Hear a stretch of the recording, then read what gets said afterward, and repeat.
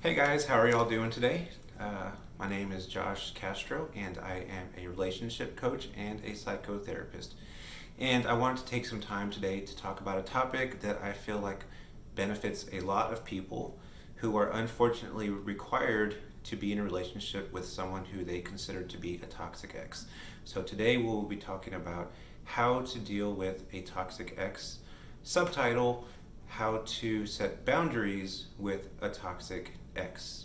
And so, first of all, I would like to make it clear that if somebody is in your life and they are a toxic influence or just manipulative or use tactics that could be seen as controlling or unhealthy, obviously the best scenario is that you cut them out of your life. However, I do know that in a lot of cases that's not possible, um, especially if they are an ex-husband or ex-wife, in which case you might share custody and co-parenting responsibilities with your children. And so in that case, of course, they will be part of your life in one way or another, and you will have a relationship with them, even if it's as co-parents going forward. And so in that sense, you can't absolutely cut them off, but you have to be very, very careful how you let them into your life. And you want to be the person who sets those boundaries. And so, first of all, one of the things that I think is important to realize, and probably the first step in this process of setting healthy boundaries with a toxic ex, is one, realizing what their goal is. And their goal, believe it or not, may be to get you back into some sort of a relationship or under control or just entangled in the ongoing saga that is that relationship and that person's life. Their whole life may involve drama and a lot of toxicity and just unhealthy patterns that you know are present. And the closer you draw into their life, the more it affects you. And so you're going to want to set boundaries with those types of people, but you have to first know what their goal is. They don't make your life difficult and complicated for no reason. So the goal, a lot of times, even if they're already married and have another boyfriend or girlfriend, or they swear up and down that they do not want a relationship with you, if that's the case, why are they making things so difficult? So first of all, step one, know why they are doing what they're doing. And it's usually to get some sort of entanglement or a reaction out of you that serves some purpose for them emotionally. Okay.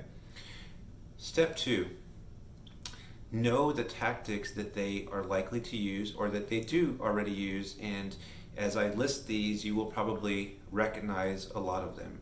So a common one is the guilt trip. So they might come on the phone in a conversation and start talking about how you ruined their lives or made their lives more difficult, or have no regard for how horrible their lives are these days, in which case your response is supposed to be guilt, right? Closely related cousin of the guilt trip is pity.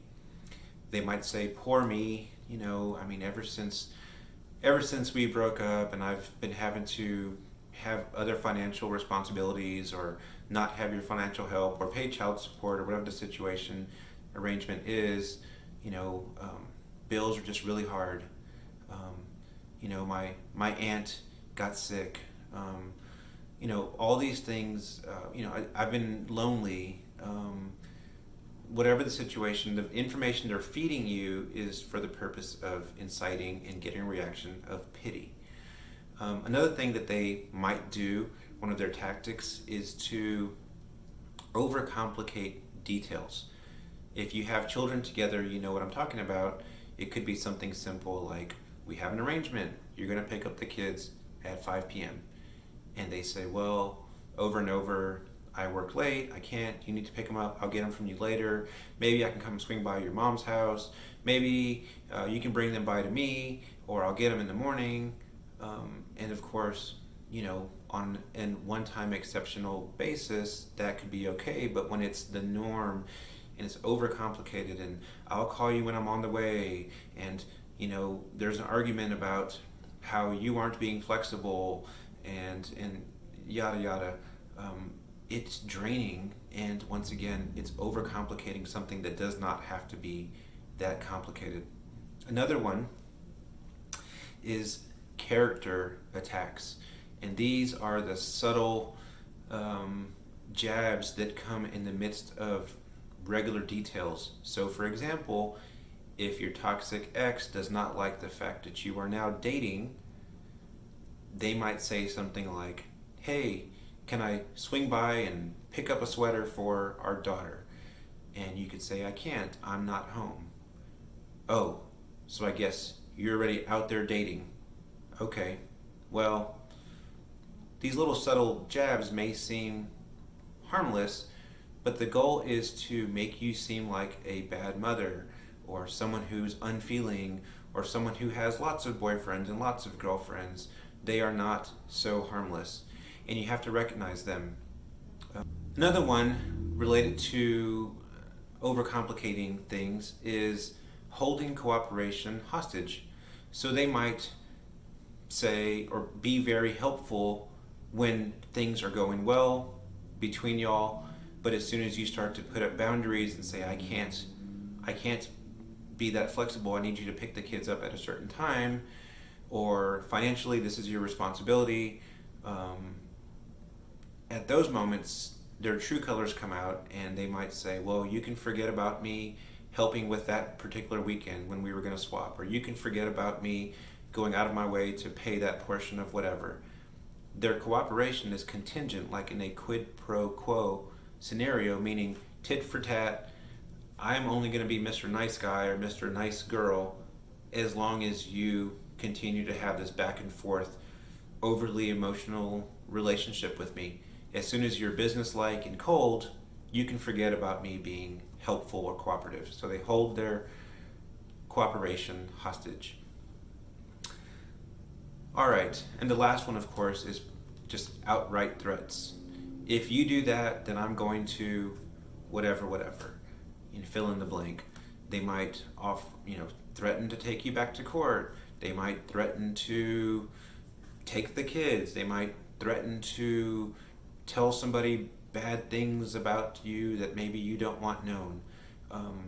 And so all of these things are very, very manipulative, and they are all things that a toxic ex can use to slowly draw you in. The pity one can be very subtle in that it doesn't seem like they're being mean, they're just being sad all the time. And it may be pushing on your buttons and pulling your heartstrings to say, oh my gosh, how can I just not talk to them? How can I not help them? How can I not reach out? How can I not let them have access to me at whatever time they're going through a really hard time? And then once again, you become their sounding board, and we all know that that opens the door emotionally for something that's not strictly co-parenting. And that's where boundaries come in, and we'll talk about those in a second. Step 3 in setting healthy boundaries with a toxic ex is learning how to not react. We can respond, but we do not want to react. And the subtle difference, besides a few letters in the name, is that when you react, you are allowing them to push your buttons and get the reaction, whether it's anger or hanging up or cussing back at them or defending yourself. I am not a bad mother. I am not a horrible father.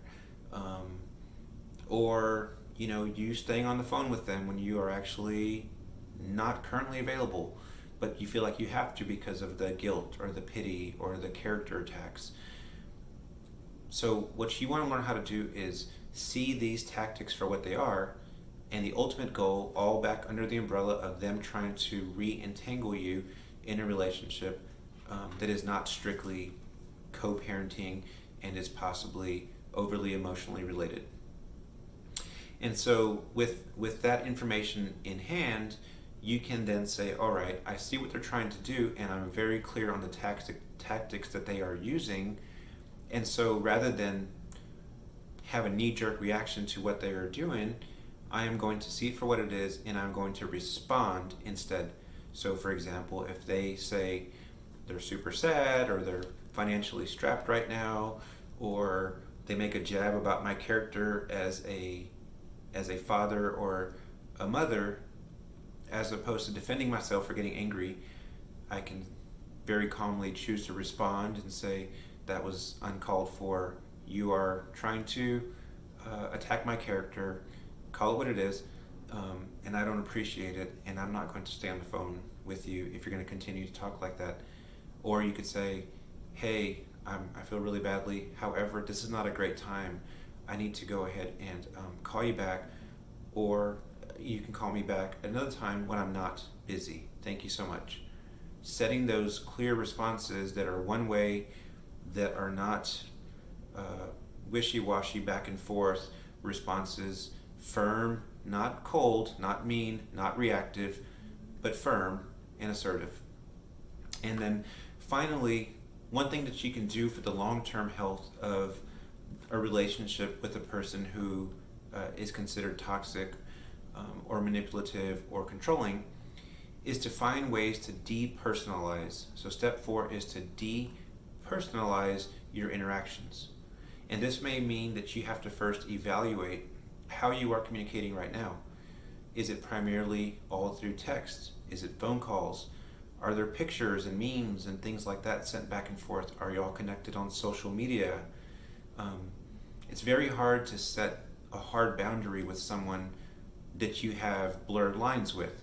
So if you're saying, hey, we're not in a relationship, but you're connected on social media and you both like each other's posts all the time and send each other memes back and forth, it's very hard to draw that line. It's like trying to parent your kids and also be their best friends.